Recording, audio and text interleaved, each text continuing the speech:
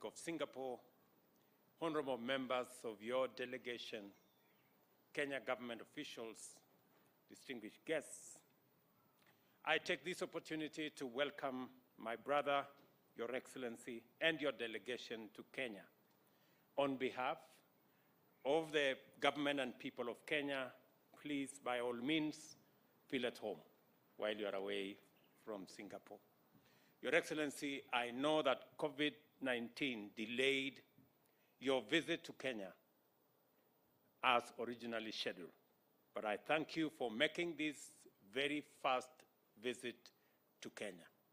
Kenya is happy and proud to host you, and your presence is a strong gesture of the friendship between our two people and Kenya and Singapore.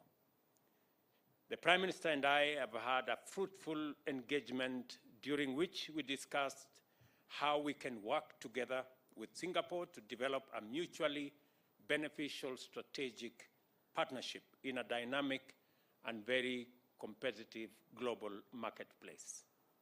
We have agreed to develop a long-term strategic partnership between our two countries anchored on many sectors of our mutually beneficial relationship. We have discussed the potential of the Nairobi International Financial Center serving sub-Saharan Africa, particularly Eastern and Central Africa region, especially on matters green financing, and Singapore's successful experience and best practices is an asset to us on this particular venture. I have noted also that Enterprise Singapore has already opened offices in Nairobi, and I have committed to Prime Minister that the government of Kenya is going to work with Enterprise Singapore to make sure that they have what it takes to build the necessary networks and partnerships between private sector companies in Kenya, private sector companies in Singapore, and to ensure that we exploit the full potential of trade, business, and investment between our two countries. Digitization of the economy and government services in all sectors is an enabler for our bottom-up economic transformation agenda. We want to run an efficient and paperless economy and society.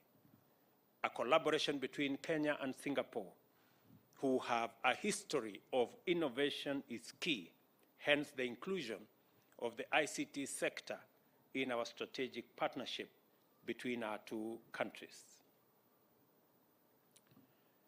I am happy to inform you that His Excellency Long and I witnessed the signing of 3 memoranda of understanding on ICT, which will facilitate cooperation on cybersecurity, digitization of government services, ICT capacity building, among the other areas.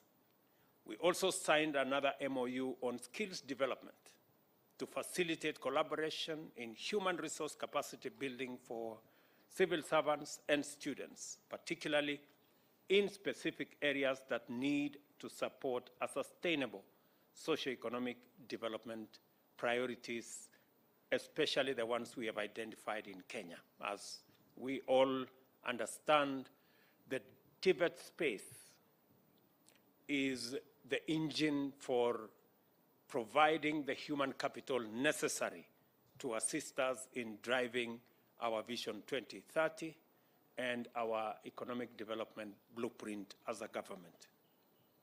We have also agreed that the bilateral investment treaty signed between our two nations on 12th June 2018 be immediately operationalized.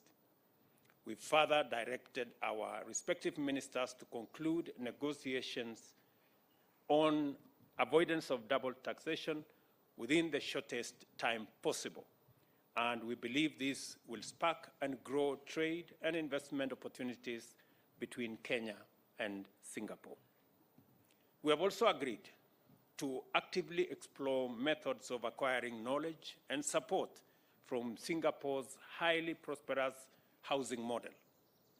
Kenyans are currently engaged in the housing debate with approximately 6.5 million Kenyans lacking affordable and decent housing. Singapore has one of the most successful stories on matters of public housing. The Prime Minister has informed me that 85% of all Singaporeans live in decent, affordable public housing. Their story and journey did not start overnight. It began 60 years ago, around the same time we established our housing policy in Kenya. They took some hard decisions and made some sacrifices where they undertook mandatory savings, and the results are there for everyone to see. We are 60 years late in taking this bold step. As a result, our country is infamous for having some of the largest informal settlements that number in excess of 1,140 slums. I don't want us to postpone this agenda anymore, and thus I am asking Kenyans to make the choice by saving into the housing fund so that 60 years from now, we can also have a similar success story to tell. We have invited Singaporeans' private sector to consider investment opportunities in our transport and logistics sectors. We've also explored the potential of Singapore becoming a gateway for Kenya's agricultural products to the ASEAN region. The Prime Minister and I share the view that climate change represents the greatest existential threat to the survival of mankind, and collective and cooperative action by all governments is of utmost importance. It is for this reason that I shared the objectives of the forthcoming Africa Climate Summit, which Kenya will host in September this year. The summit will cohere a common African position for COP28, including an articulation of climate finance and climate investment solutions for climate change action. This will propel the continent from a passive victim to an active participant in climate change solutions. Prime Minister Long has expressed his support for us having concurrent positions on matters climate change, because they, as well as us, face the same threat in equal measure. On this urgent issue of climate change, our ministers have signed an MOU on carbon credit collaboration, which provides a framework for the trading of carbon credits between our two countries in line with the stipulation of the Paris Agreement. The agreement also provides for the exchange of information, knowledge, best practices, and capacity building on carbon credits, plus collaboration on projects which will reduce greenhouse gas emissions. Prime Minister Long and I also agreed on the urgent need to reform both the global peace and security infrastructure, as well as the multilateral financial architecture, to ensure that these institutions are equitable, fair, and fit for purpose in responding to multifaceted global challenges. Kenya and Singapore will continue to work closely on areas of mutual interest, and we have shared with His Excellency Prime Minister Kenya's contribution to regional peace initiatives. Additionally, I shared Kenya's position on the need to reform the UN Security Council to make it much more inclusive and reflective of the current global order and dynamics. It is important for like-minded countries like Kenya and Singapore to support common positions. On the status of the UN office in Nairobi, Prime Minister Long and I agreed that the renovation and expansion of facilities to match other UN offices globally is a welcome development. The upgraded facility will accommodate at least 9,000 conference delegates at any meeting, and Singapore will work with us, especially in the upcoming UN Assembly, where discussions on these facilities improvement will be held at the UN in New York.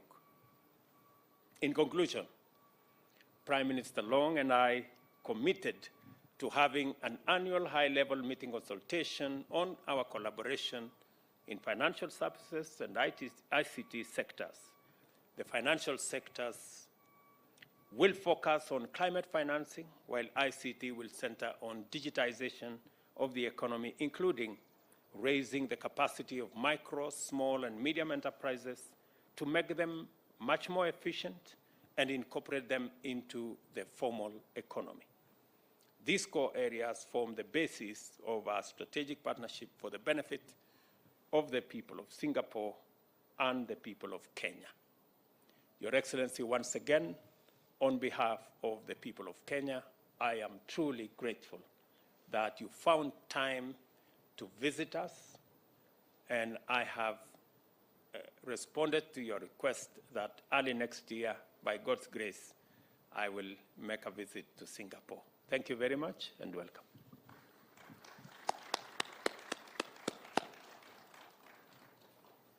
President William Ruto, ladies and gentlemen, good afternoon to everybody. Good afternoon.